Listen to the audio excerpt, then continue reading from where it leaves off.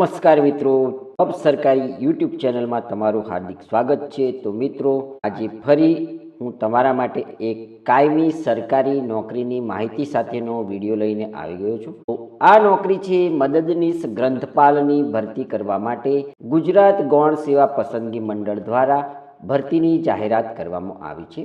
આ જગ્યા ઉપર કુલ 100 જગ્યાઓ ઉપર ભરતી થવાની છે। જગ્યાઓ ઉપર અરજી કરવા માટેની શૈક્ષણિક લાયકાત, વયમર્યાદા, પગાર સ્કેલ અને પરીક્ષા પદ્ધતિ શું રહેશે તેની માહિતી આપણે આ વિડીયોમાં જોવાના છીએ। તો ગુજરાત ગૌણ સેવા પસંદગી મંડળ ગાંધીનગર દ્વારા રમતગમત, યુવા અને સાંસ્કૃતિક પ્રવૃત્તિઓ વિભાગ હેઠળના ગ્રંથાલય નિયામક હસ્તકના મદદનીશ ગ્રંથપાલ વર્ગ 3 સંવર્ગની કુલ 100 જગ્યાઓ સ્પર્ધાત્મક પરીક્ષા મારફતે સીધી ભરતીથી ભરવા માટેની પ્રક્રિયામાં પસંદગી યાદી તૈયાર કરવા માટે ઉમેદવારો પાસે ઓજસ વેબસાઇટ મારફતે ઓનલાઈન અરજી પત્રકો મંગાવવામાં આવે છે। આ માટે ઉમેદવારોએ ojas.gujarat.gov.in વેબસાઇટ પર તારીખ 30/12/2025 દરમિયાન ઓનલાઈન અરજી કરવાની રહેશે। ભરતી પ્રક્રિયા સંબંધેની તમામ સૂચનાઓ મંડળની વેબસાઇટ ojas.gujarat.gov.in પર મૂકવામાં આવશે, તેથી સમય અંતરે મંડળની વેબસાઇટ અચૂક જોતા રહેવું। ઉમેદવારોને ઓનલાઈન અરજી કરતા સમયે પોતાના અસલ પ્રમાણપત્રો પોતાની પાસે રાખવા જરૂરી છે, જેથી અરજી પત્રકમાં સાચી માહિતી ભરી શકાય। નોકરીની જાહેરાત માટે તમે અમારી વેબસાઇટ www.jobsarkari.in ની પણ મુલાકાત લઈ શકો છો।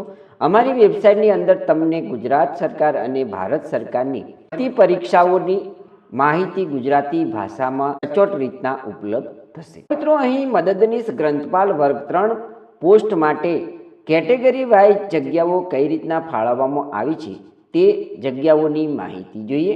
કુલ જગ્યાઓ અહીં 100 છે। અહીં કક્ષાવાર એટલે કે કેટેગરી વાઇઝ જગ્યાઓ કઈ કઈ કેટેગરીમાં કેટલી ફાળવવામાં આવી છે તેની માહિતી જોઈએ તો બિન અનામત વર્ગના ઉમેદવારો માટે 38 જગ્યા છે। ઈડબ્લ્યુએસના ઉમેદવારો માટે 11 જગ્યાઓ છે। અનુસૂચિત જાતિ માટે 7 જગ્યાઓ છે। અનુસૂચિત જનજાતિ માટે 16 જગ્યાઓ છે। એસસીબીસીના ઉમેદવારો માટે 28 જગ્યાઓ ઉપલબ્ધ થવાની છે।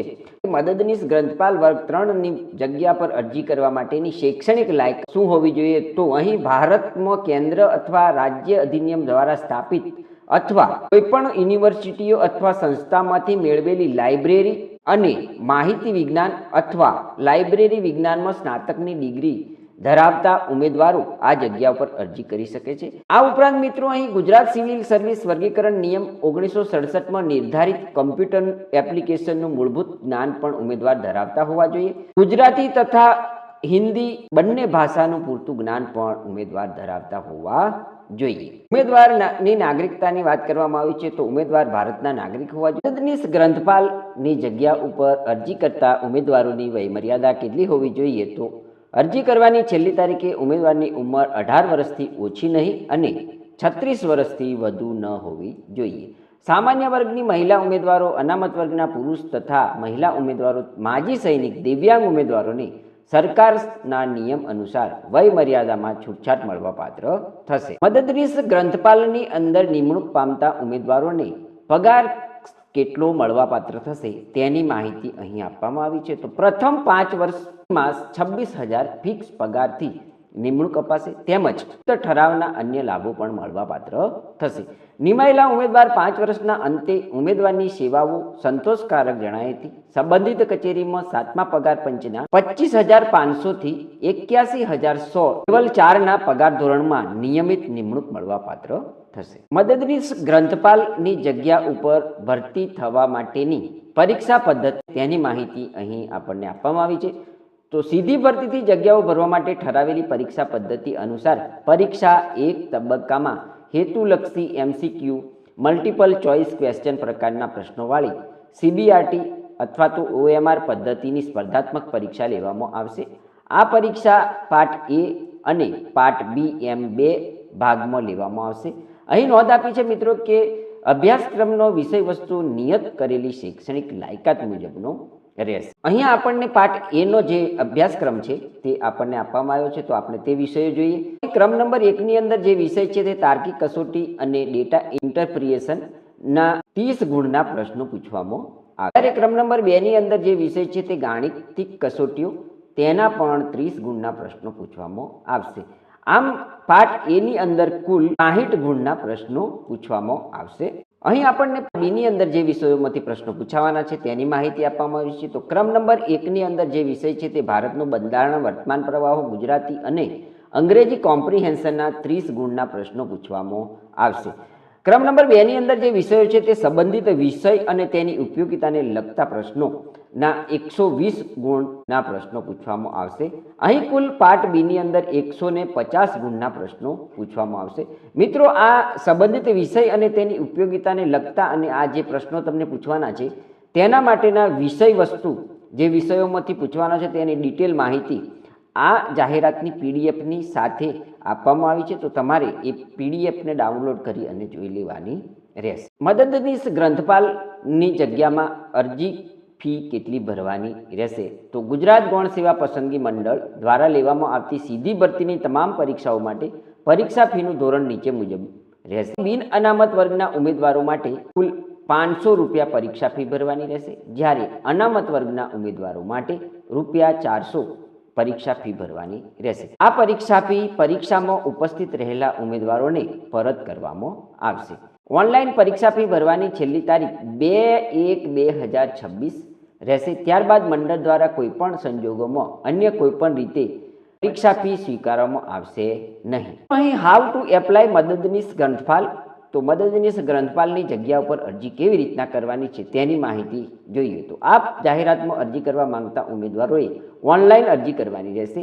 આ માટે ઉમેદવારોએ ojas.gujarat.gov.in વેબસાઇટ પર તારીખ 16/12/2025 થી તારીખ 30/12/2025 દરમિયાન ઓનલાઈન અરજી કરવાની રહેશે. મદદનીશ ગ્રંથપાલની જગ્યા પર અરજી કરવા માટે ઉમેદવારોએ નીચે મુજબના સ્ટેપને અનુસરવાનું રહેશે. તો તમે તમારી જાતે પણ આ ફોર્મ ભરી શકો છો. સ્ટેપ નંબર 1 છે, સૌપ્રથમ તમારે ojas.gujarat.gov.in વેબસાઇટ ઉપર જવાનું રહેશે. ત્યારબાદ ઓનલાઈન એપ્લિકેશનમાં એપ્લાય પર ક્લિક કરવું અને GSSSB સિલેક્ટ કરવું. 3 નંબરનું સ્ટેપ છે મિત્રો, ઉમેદવારે મદદનીશ ગ્રંથપાલ વર્ગ 3 સંવર્ગની જાહેરાતમાં ઉમેદવારી કરવા માટે જાહેરાત સંવર્ગના નામ પર ક્લિક કરી એપ્લાય પર ક્લિક કરવું. ત્યારબાદ સ્ક્રીન પર મોર ડિટેલ અને એપ્લાય નાઉના ઓપ્શન ખુલશે, જેમાં મોર ડિટેલ પર ક્લિક કરવાથી વિગતવાર જાહેરાતની વિગતો જોવા મળશે, જે ઉમેદવારોએ વાંચી જવી. 4 નંબરનું સ્ટેપ આપ્યું છે કે એપ્લાય નાઉ પર ક્લિક કરવાથી નવી વિન્ડો ખુલશે, જેમાં સ્કીપ પર ક્લિક કરવાથી એપ્લિકેશન ફોર્મ ખુલશે, જેમાં સૌપ્રથમ પર્સનલ ડિટેલ ઉમેદવારે ભરવાની રહેશે. 5 નંબરના સ્ટેપની અંદર પર્સનલ ડિટેલ ભરાઈ ગયા બાદ ઉમેદવારે એજ્યુકેશનલ ડિટેલ ભરવાની રહેશે. ત્યારબાદ ઇન્શ્યોર એટલે કે બાંહેધરીમાં દર્શાવેલી શરતો સ્વીકારવા માટે યસ પર સિલેક્ટ કરી સેવ પર ક્લિક કરવું. હવે અરજી પૂર્ણ રીતે ભરાઈ ગઈ છે. 7 નંબરના સ્ટેપની વાત કરીએ તો સેવ પર ક્લિક કરવાથી એપ્લિકેશન નંબર જનરેટ થશે, તે ઉમેદવારે સાચવીને રાખવાનો રહેશે. 8મા નંબરના સ્ટેપમાં ઉમેદવારે માંગ્યા મુજબની સાઇઝમાં તાજેતરનો ફોટો અને સહી સ્કેન કરીને અપલોડ કરવાની રહેશે. 9મા નંબરના સ્ટેપમાં ઉમેદવારે કન્ફર્મ એપ્લિકેશન પર ક્લિક કરો અને એપ્લિકેશન નંબર તથા બર્થડે ટાઈપ કર્યા બાદ ઓકે પર બેઝિક ડિટેલ અને કન્ફર્મ એપ્લિકેશન દેખાશે. જો ઉમેદવારની કોઈ ભૂલ થઈ હોય તો એડિટ પર કરી સુધારો કરી લેવો. ત્યારબાદ કન્ફર્મ એપ્લિકેશન પર ક્લિક કરવું. ત્યારબાદ કન્ફર્મ નંબર આવશે, તેને ઉમેદવારે સાચવીને રાખવાનો રહેશે. 10મા નંબરના સ્ટેપની અંદર મિત્રો કન્ફર્મ નંબર નાખીને ઉમેદવારે પોતાના અરજી પત્રકની પ્રિન્ટ કાઢી લેવાની રહેશે અને તે ભરતી પૂર્ણ ન થાય ત્યાં સુધી પોતાની પાસે રાખવાની રહેશે. મહત્વની તારીખો આપવામાં આવી છે. અરજી ભરવાની શરૂઆતની તારીખ છે 16/12/2025. ઓનલાઈન અરજી ફોર્મ ભરવાની છેલ્લી તારીખ છે 12/2025 અને ઓનલાઈન અરજી ફોર્મ ફી ભરવાની તારીખ 2/1/2026. મદદનીશ ગ્રંથપાલ વર્ગ 3માં અરજી કરવા માટેની અને તેની માહિતી મેળવવા માટેની મહત્વની લિંકો આપવામાં આવી છે. તે જોઈએ તો જાહેરાત માટે તમારે gssb.gujarat.gov.in નામની વેબસાઇટની મુલાકાત લેવાની રહેશે. ઓનલાઈન અરજી કરવા માટે તમારે ojas.gujarat.gov.in નામની વેબસાઇટ ઉપર જવાનું રહેશે. વિઝિટ કરો તમે અમારી ગુજરાતી વેબસાઇટને. તો મિત્રો તમે jobsarkari.in નામની વેબસાઇટની પણ મુલાકાત લઈ શકો છો. તેની અંદર તમને વિવિધ ભરતી પરીક્ષાઓની માહિતી ઉપલબ્ધ થશે. મહત્વની નોંધ જોઈએ મિત્રો તો ઉમેદવારોએ અરજીપત્રક ભરતા પહેલા ઓફિશિયલી જાહેરાત જરૂરથી જોવાની રહેશે. તેમાં આપવામાં આવેલી માહિતી આખરી ગણાશે. આ બ્લોગમાં આપવામાં આવેલી માહિતી મૂળ જાહેરાતને સંદર્ભમાં રાખીને લખવામાં આવેલી છે. ગુજરાત ગૌણ સેવા પસંદગી મંડળ દ્વારા મદદનીશ ગ્રંથપાલ ભરતી માટેની જાહેરાતની સંપૂર્ણ માહિતી આપતો વિડીયો. જો તમને આ માહિતીસભર વિડીયો સારો લાગ્યો હોય તો તમે અમારી યુટ્યુબ ચેનલ જોબ સરકારીને જરૂરથી સબસ્ક્રાઈબ કરો, વિડીયોને લાઇક કરો અને આ માહિતીસભર વિડીયો તમારા મિત્રોને પણ શેર કરો. ધન્યવાદ, આભાર.